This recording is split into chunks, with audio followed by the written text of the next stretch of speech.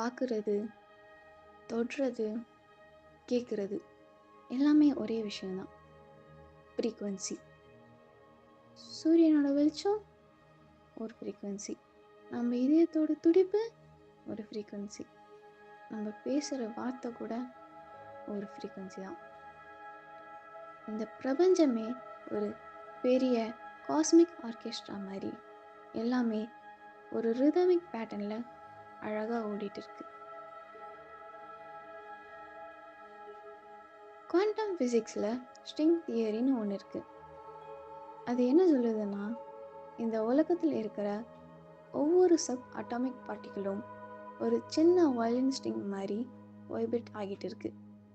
நம்ம சந்தோஷம், நம்ம துக்கம், நம்ம நிம்மதி எல்லாமே ஆட்டம்ஸ் வைப்ரேட் ஆகிற அந்த ஹெர்ட்ஸ் மேலே தான் இருக்குது.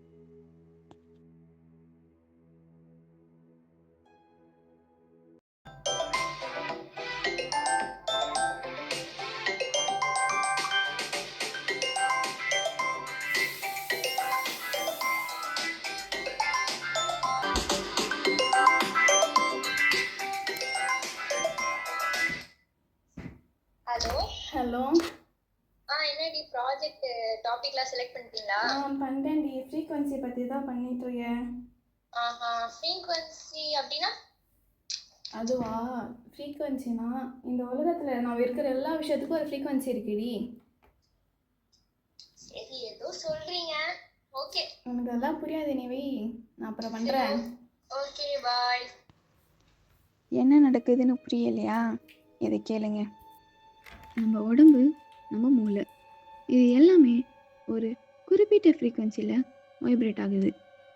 Usually it's between 8 Hz to 12 Hz.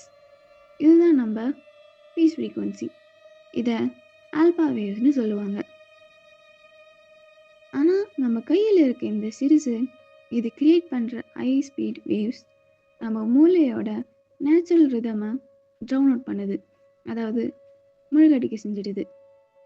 கண்டினியூஸாக ரீல்ஸ் பார்க்கும்போது வர டோபமைன் ஸ்பைக்ஸ் நம்ம நர்வ் செல்ஸோட ஃபயரிங் பேட்டர்னை மாற்றிடுது. டெஸ்லா சொன்ன மாதிரி எனர்ஜி அண்ட் வைப்ரேஷன்ஸ் தான் எல்லாமே. இந்த டிஜிட்டல் வைப்ரேஷன் நம்ம டிஎன்ஏவோட நேச்சுரல் ஃப்ரீக்வன்சியை ரீட்டர்ன் பண்ணுது.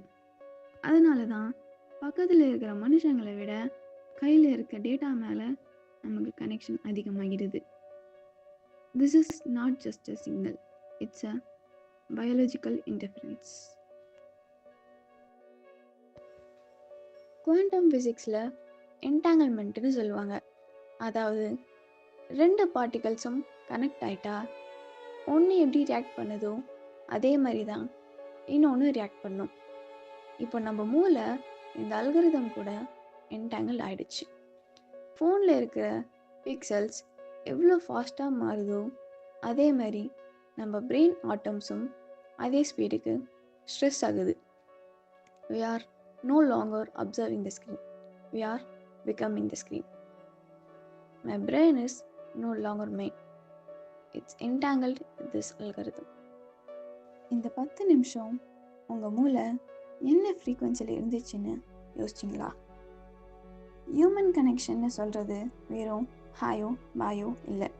அது ரெண்டு மூளை ஒரே ஃப்ரீக்வன்சியில் சிங்க் ஆகிற ஒரு குவாண்டம் ஈவெண்ட். அது ஸ்க்ரீன்லலாம் கிடைக்காது, சோலோட தான் கிடைக்கும். We are not just using the phone.